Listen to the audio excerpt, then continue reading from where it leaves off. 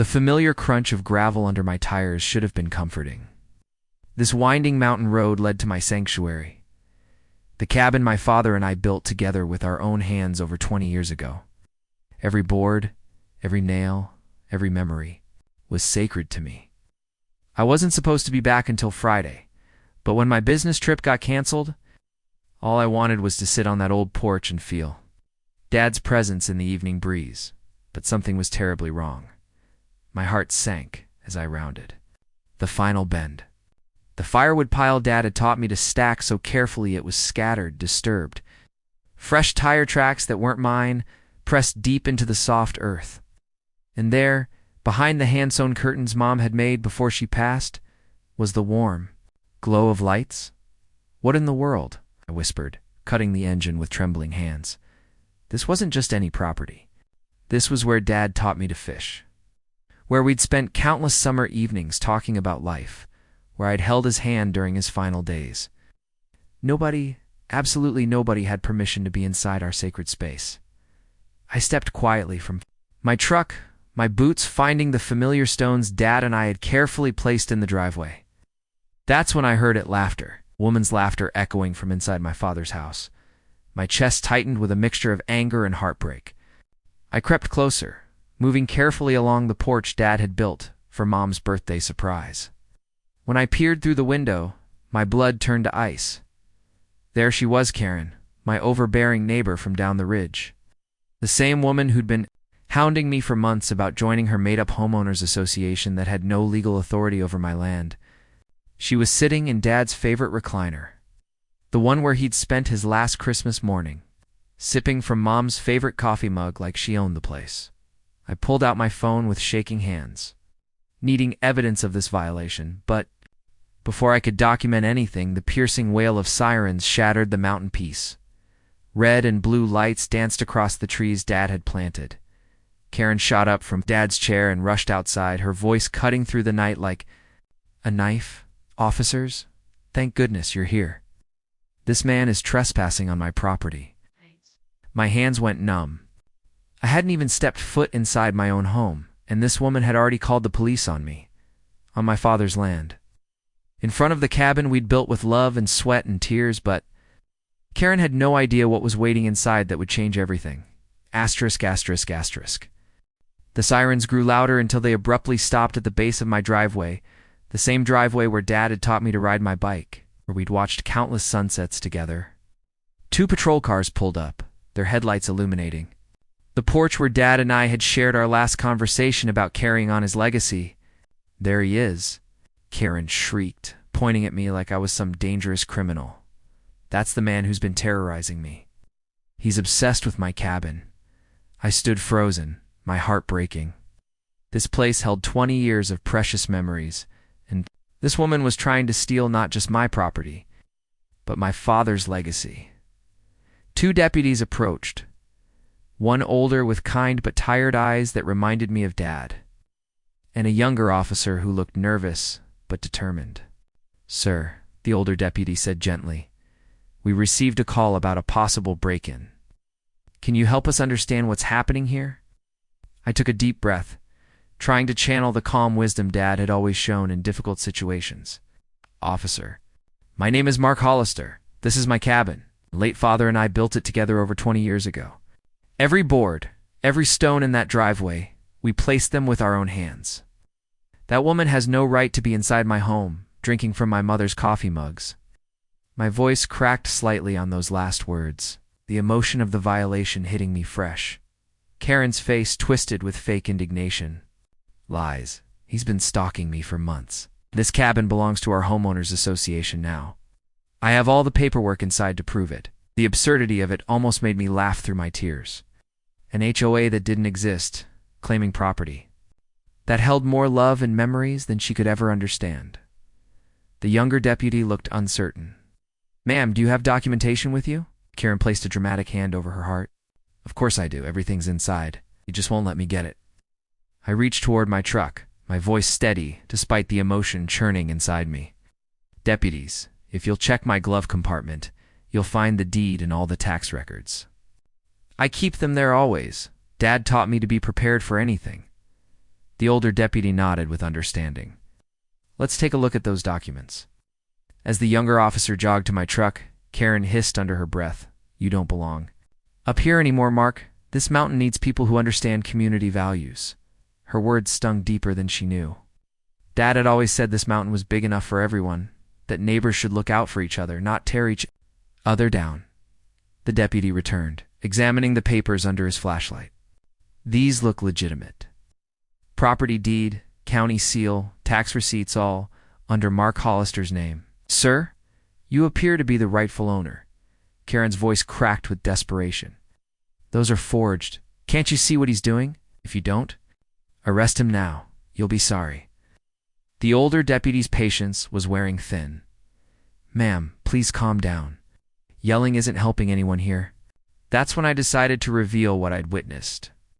Officer, if she truly believes she owns this place, then perhaps she can explain why I found her inside my home, sitting in my father's chair, drinking from my late mother's favorite mug, with the lights on that I pay for. Karen's mouth opened and closed, but no words came. The confidence drained from her face like water through a sieve. The deputies exchanged a meaningful look. The older one turned to Karen with professional authority. Ma'am, why don't you step inside and show us these documents you mentioned? Karen hesitated, her earlier bravado crumbling. She started to speak. Then her eyes darted toward the cabin window. In that moment, we all saw it. A shadow moved inside Dad's house. My stomach dropped like a stone. The sacred space where Dad and I had shared our most precious moments. Someone else was in there. The younger deputy immediately became alert, his hand moving to his radio. Sheriff, we have movement inside the structure. Karen's face went pale as fresh snow. That's just ... That's just a friend I asked to stay for safety. A woman can't be too careful up here alone. But her trembling voice betrayed her fear. The older deputy's eyes narrowed with concern. Ma'am, you need to tell us right now who else is in that cabin. Karen's lips pressed together in stubborn silence. The deputy raised his voice toward the open door. This is the sheriff's department. Whoever is inside, come out with your hands visible. Silence stretched like a held breath. Then, heavy footsteps on the floorboards Dad and I had laid together. The door creaked open. And a rough-looking man stepped onto the porch, scruffy, desperate-looking, eyes darting like a cornered animal. My blood turned to ice water, because I recognized him from the local news. He had no business being anywhere near my father's sacred cabin. Asterisk, asterisk. The mountain air seemed to thicken as the stranger stepped fully into the porch light. The same light Dad had installed, so I'd always feel safe coming home after dark. The man's boots scraped against the wooden planks we'd weatherproofed together. Just 2 summers ago, his nervous eyes darted between the officers and me. Karen forced a brittle smile, but I could hear the fear trembling in her voice. Officers, this is my friend. He was just helping me keep an eye on things up here. The older deputy wasn't convinced. His weathered face reminded me so much of Dad's, that same no-nonsense expression when something didn't add up. What's your name, sir? The man cleared, his throat scratching at his unkempt beard. Steve ... Steve Parker. That name hit me like a physical blow. My father had always taught me to stay informed about what was happening in our community, and I'd seen this man's photograph in the county paper last year. Steve Parker wanted in connection with illegal activities that had torn other families apart. Officer, I said, my voice stronger now, filled with the protective spirit Dad had instilled in me. That man isn't just some helpful neighbor. He's been in the news. He's wanted by law enforcement. Steve's glare could have cut through the mountain stone, but I stood my ground. This was my father's land, my mother's memory, and I wouldn't let them be tainted by criminal activity. Karen's voice rose to near hysteria. Don't listen to him. He's making up stories to hurt me. Steve is my friend, and you have no right to harass him. The younger deputy stepped forward carefully, his training evident in every measured movement. Sir, I'm going to need to see some identification. Steve shifted uncomfortably, and I could see the desperation in his posture. Don't exactly carry my wallet when I'm helping a neighbor in the woods. Most law-abiding citizens do carry identification, deputy replied with quiet authority. Karen jumped in again, waving her hands frantically. He doesn't have to show you anything. This is harassment, but you should be questioning him. Pointed at me with venomous anger for trespassing on HOA property.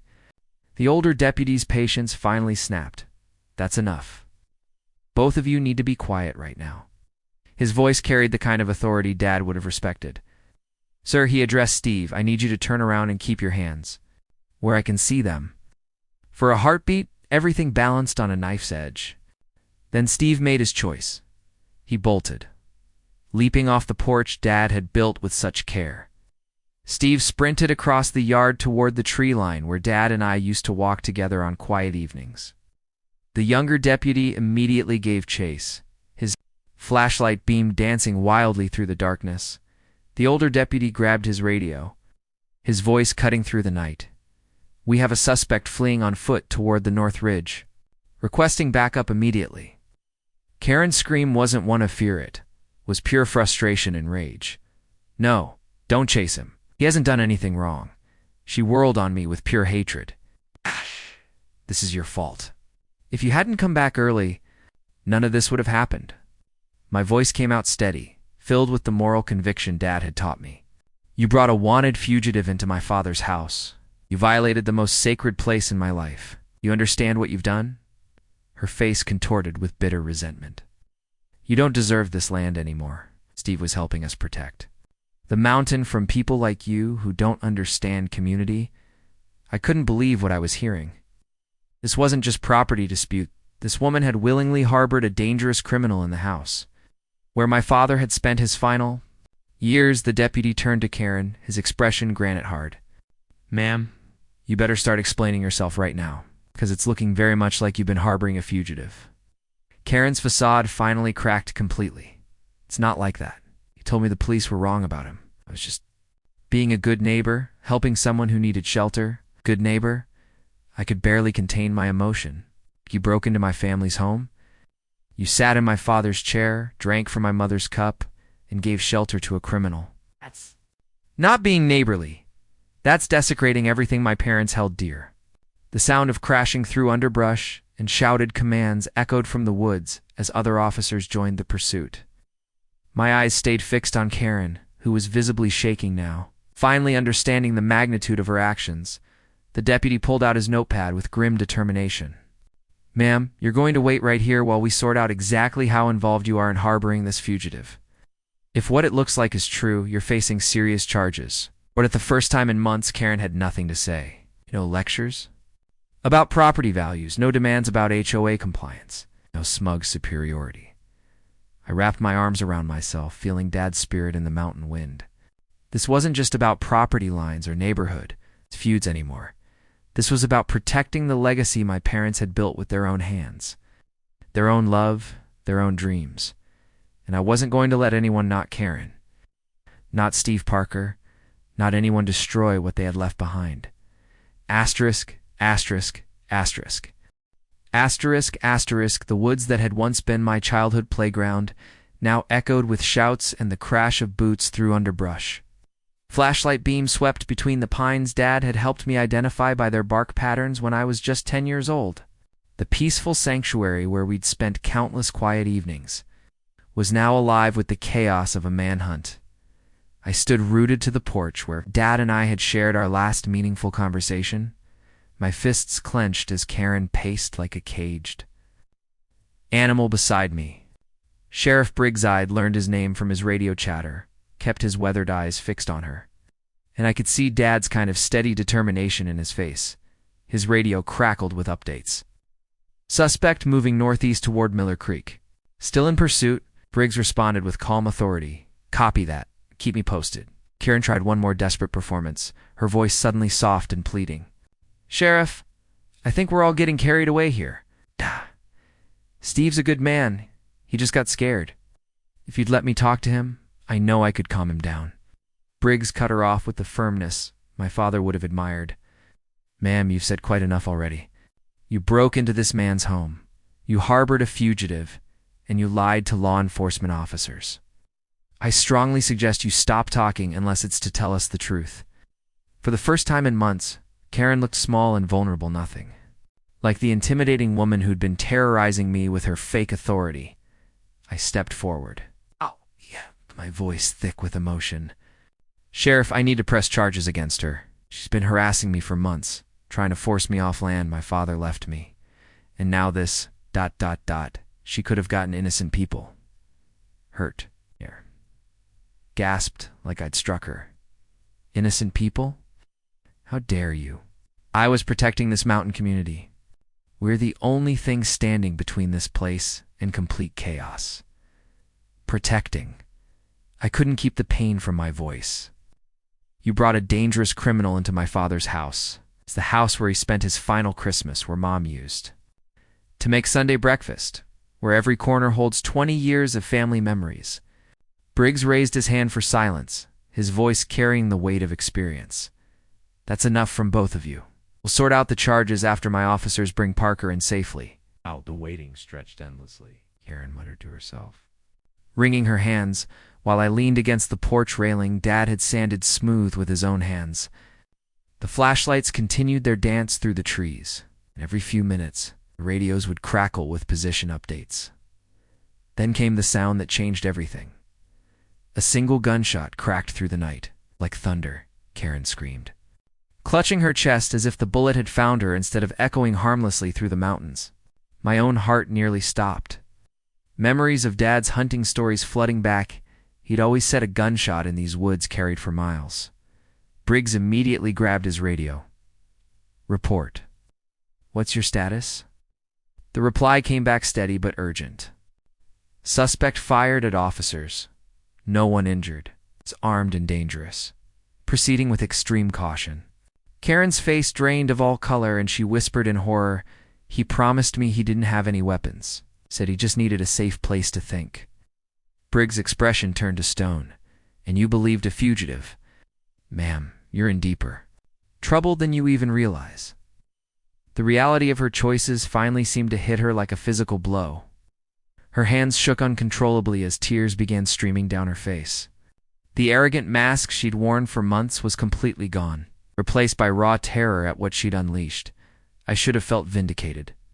For months, she'd made my life miserable with her power games and harassment, but standing there in the shadow of Dad's house, with gunfire echoing through his beloved mountains, I felt only a deep sadness for how far things had spiraled. The minutes crawled by like hours. The forest seemed to hold its breath, broken only by occasional shouts or the snap of branches. I kept thinking about Dad's words. "Son, sometimes the hardest thing about doing what's right is living with the consequences." Finally, Briggs' radio crackled with the news we'd been waiting for. "Suspect apprehended. Repeat, suspect is in custody. No officers injured. Bring him out now." Relief washed over me like a warm tide. Karen collapsed onto the porch steps, sobbing into her hands with the weight of understanding what she'd done. When Steve was finally marched out of the woods in handcuffs, he looked even more desperate than before, clothing torn, sweat-soaked, eyes burning with rage. He caught sight of me standing on Dad's porch and snarled, "This isn't over, Hollister. You think you've won something? You'll regret this night." Briggs gave him a firm push toward the patrol car. "Save your breath. You've caused enough trouble for one evening." Karen stumbled to her feet, rushing toward Steve as the officers led him past.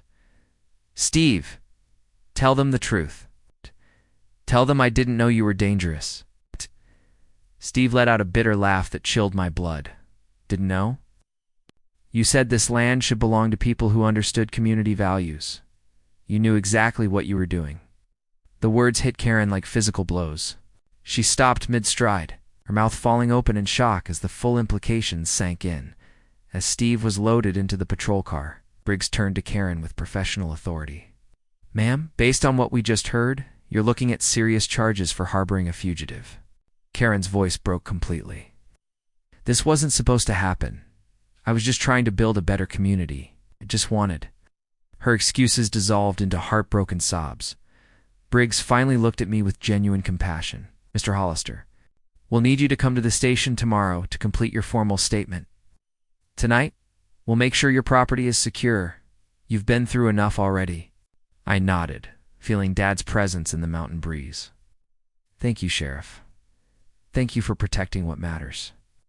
As Karen was gently but firmly escorted to a second patrol car, still mumbling about community improvement and neighborhood watch, I couldn't help but think about Dad's favorite saying, a man's character is tested not by how much power he has, but by how he uses it. Karen had failed that test spectacularly, but standing on the porch Dad built, watching justice finally prevail, I felt his pride in how I'd handled mine. Asterisk. The red and blue lights eventually faded down the mountain road, leaving behind only the gentle whisper of wind through the pines, the same peaceful sound that had lulled me to sleep in this cabin as a child. I stood on the porch long after. The last patrol car disappeared. Finally alone with my thoughts and the weight of what had transpired in my family's sacred space, inside, the deputies had thoroughly cleared the cabin. No more unwelcome shadows, no more strangers violating the memories Dad and I had built together, yet somehow the peace I'd always found here felt fragile, like something precious that had been cracked but not completely broken. I walked through each room slowly, touching the furniture Dad had crafted by hand, running my fingers along the mantel where Mom's photograph still smiled down at me. The recliner where Karen had sat so boldly now held only the impression of Dad's final months, when we'd talked for hours about life, love, and the legacy we leave behind. The next morning brought clarity along with the sunrise.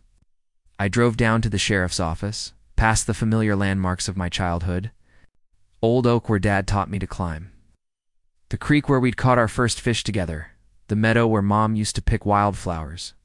Sheriff Briggs was waiting with a steaming cup of coffee and a folder thick with paperwork. He looked as tired as I felt, but there was satisfaction in his weathered face. "Ow, morning, Mark," he said, gesturing to the chair across from his desk. We've got Parker booked solid. Along with the weapons charge and resisting arrest, we found evidence linking him to several other cases. Your instincts were right, he was dangerous. I let out a breath I hadn't realized I was holding. Thank goodness no one got hurt, Sheriff.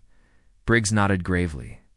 As for Ms. Whitfield, she's facing trespassing, breaking and entering, and we're pushing for aiding and abetting charges. The DA thinks we have a strong case, especially after Parker's statement implicating her. I shook my head, feeling a complex mix of justice and sadness.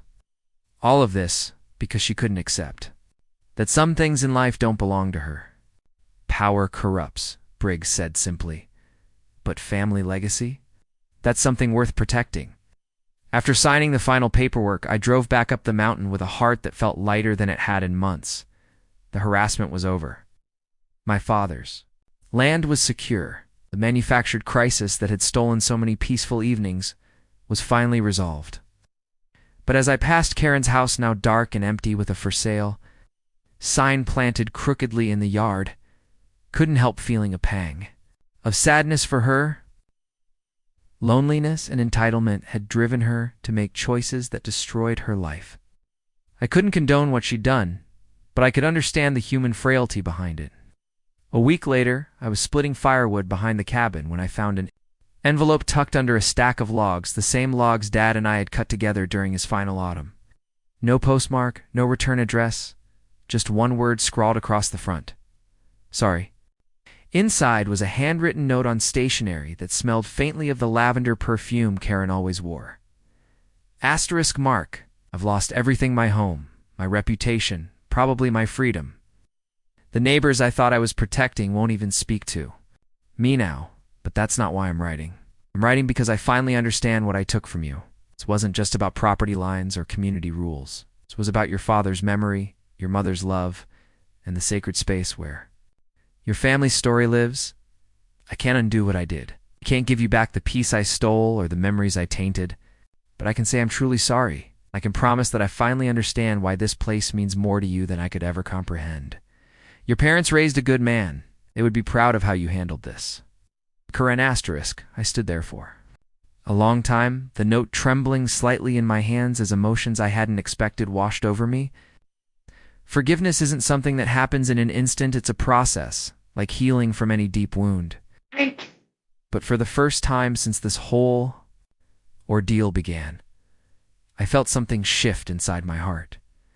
I folded the note carefully and placed it in the wooden box where Dad kept his most treasured memories, not because I wanted to remember the conflict, but because it represented something important about grace, redemption, and the complicated nature of human relationships.